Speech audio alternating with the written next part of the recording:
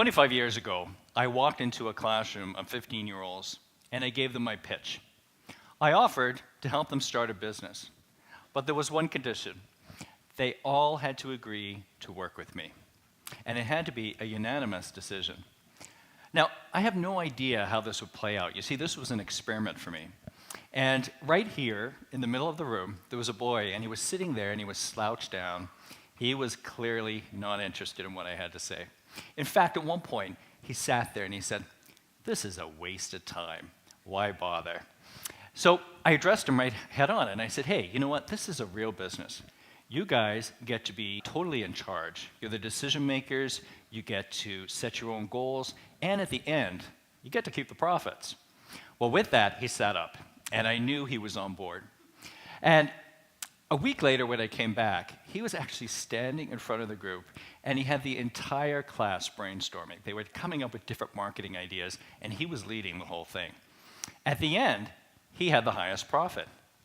Now, what was so interesting was when I sat down later to do a debriefing with the principal and the teacher, and they shared with me that this was a boy that typically did not participate in school. In fact, he rarely passed in homework assignments. He frequently skipped classes, and yet they were fascinated by his level of engagement. And they wanted to know what it was about this project that captured his imagination. Entrepreneurial skills, when we think about what people need today, they need a strong set of entrepreneurial skills. And what I mean by that is creativity, critical thinking, problem solving, and communications. But they're not enough. Skills are no longer enough. We have to help people develop, young people develop an entrepreneurial mindset. Now, when we think about the future, it's really important that kids today, that they're flexible and they're adaptable.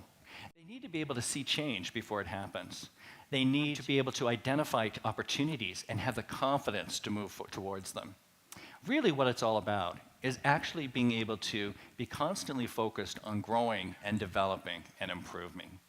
You see, and I want to point out right from the very beginning that I'm not suggesting in any way that everybody needs to be an entrepreneur. What I am saying is that young people today, regardless of whether they work for themselves and start a business or if they work for an employer, what they need is a strong set, an entrepreneurial mindset that's going to enable them to be successful. An entrepreneurial mindset is actually critical to success in our rapidly changing world. So that brings us to an important question.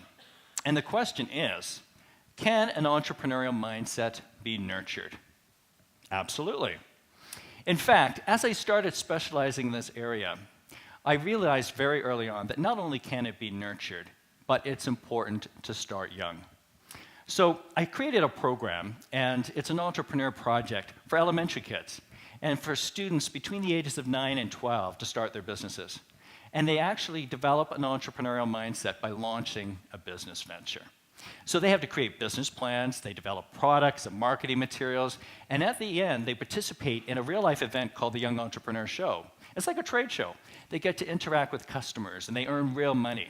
The program is facilitated, which I think is the most powerful piece, is that it's facilitated by the classroom teacher, and it makes topics like math and English language arts and social studies more meaningful and relevant for kids. It's already reached about 40,000 kids, and I'm really excited to be able to share some of their stories with you here today. Now, the idea of coming up with a product to sell for real to customers is incredibly exciting for kids. And in fact, they take it very, very seriously. Sometimes the students will create products that people enjoy. Other times they go a little bit deeper and they think, how can I solve a problem? Or how can I make a difference in the world by creating a product?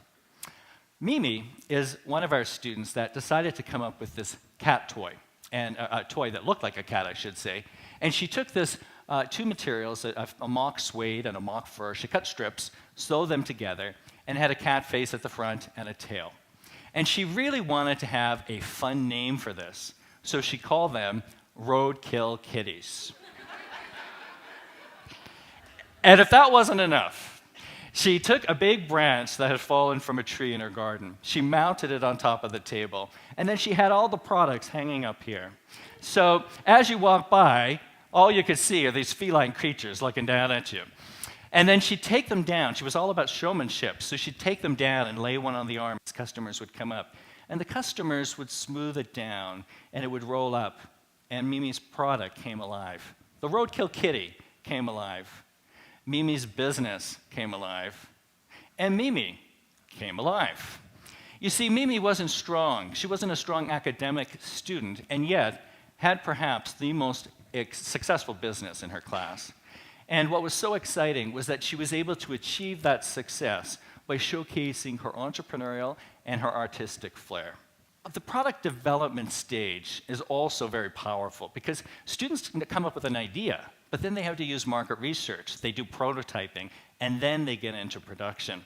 So it's very rich with learning opportunities.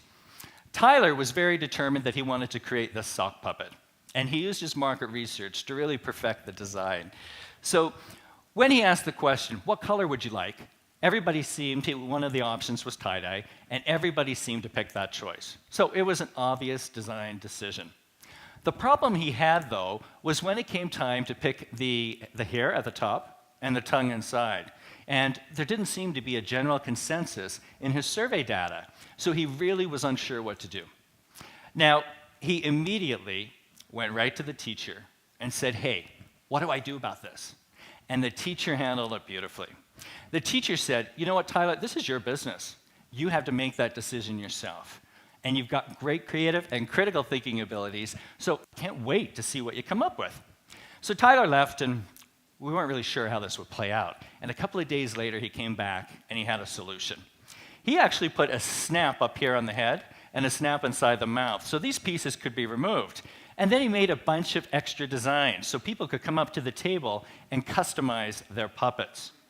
And he didn't stop there. He actually made a bunch of extras and sold them as accessories and was able to increase his profits substantially as a result of his creativity.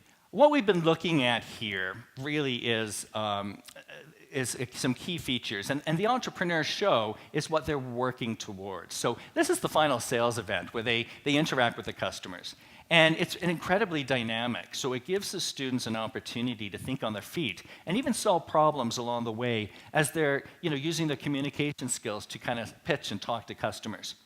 Now, I was at an event just a few weeks ago before the holidays, and there was a boy there, and he was struggling because he had a really great product. He'd made this really cool Christmas ornament out of twigs and string. It was just beautiful.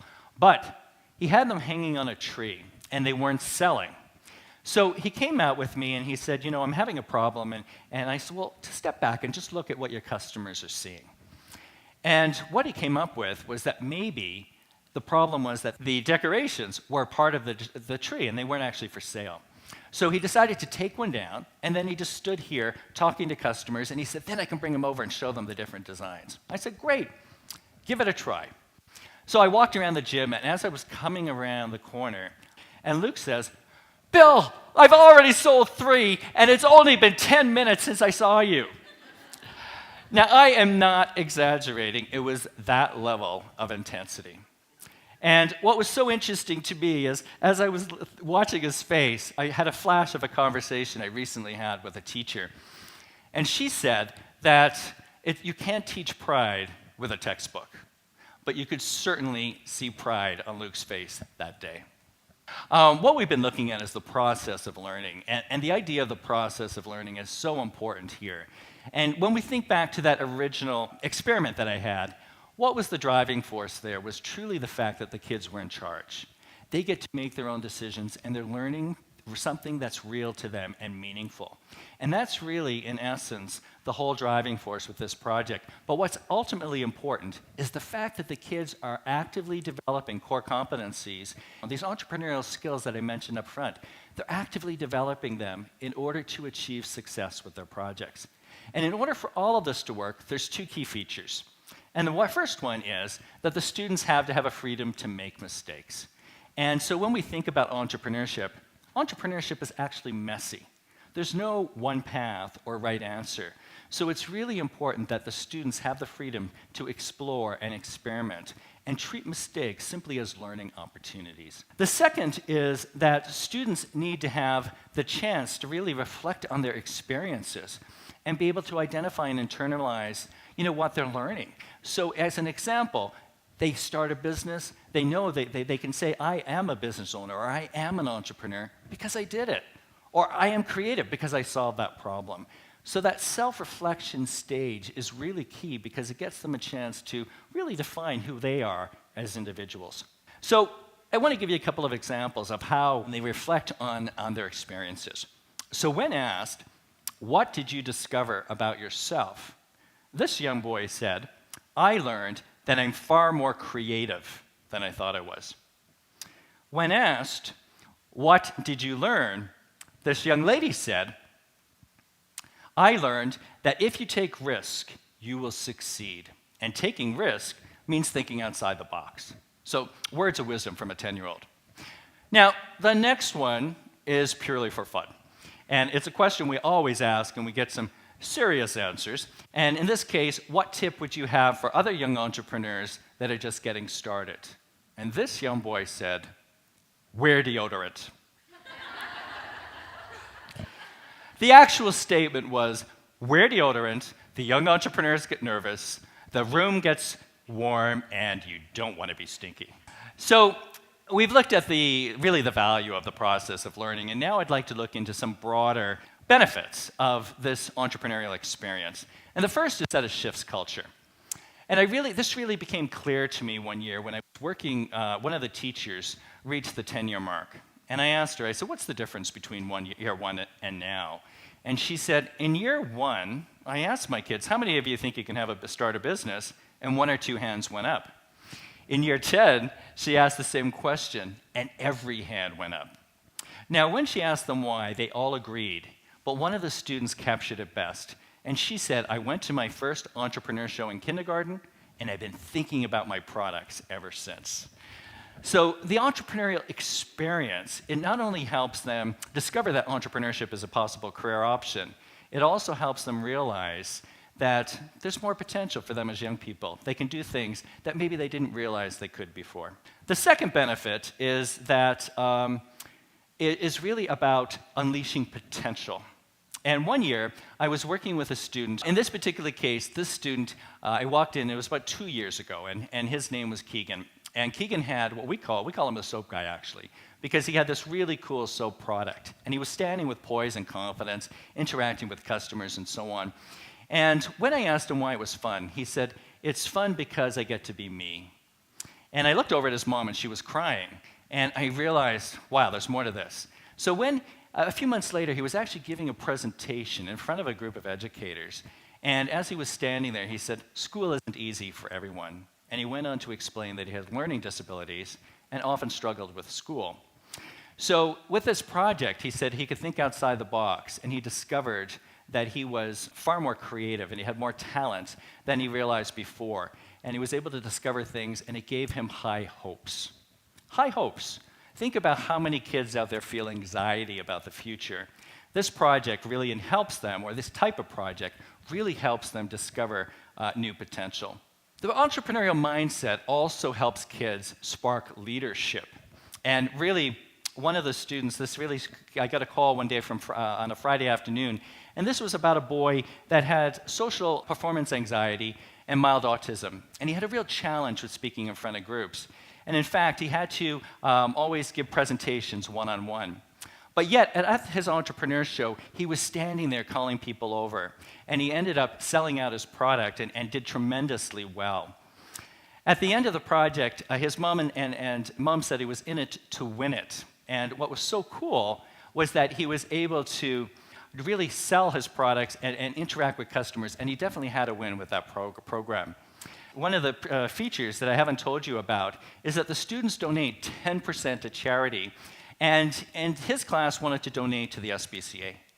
But in his situation, what he did was he wanted to donate to a mental facility that was just opening up. It was a wing of a hospital that was going to support kids with anxiety. And so he went in there, and he stood up in front, and he asked if he could speak in front of the audience. Now, this is a boy with social anxiety, and he stood in front of the group, and he talked about his entrepreneurial experience. And he talked about why this organization was important to him. And then he announced he was donating 50% to charity.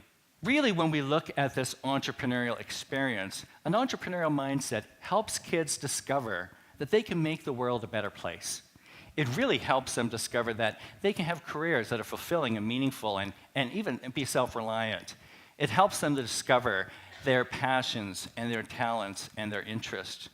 And it helps them to discover that they can actually achieve success not only in the future, but in school today. One of our entrepreneurs, he had severe behavioral problems and would blow up every day in class. And he would scream and shout and leave the room and so on. And at the end of the program, he flourished. And a year later, he came back and he had a gift for me. And he said, "What do you see?" And I said, "There's 3 stones, and they're smooth, they're colorful, and they're special." And he said, "I'm special too, and that's how I want you to remember me." Let's get out there and help kids develop an entrepreneurial mindset. And let's help them use their special talents to put their mark on the world. Thank you very much.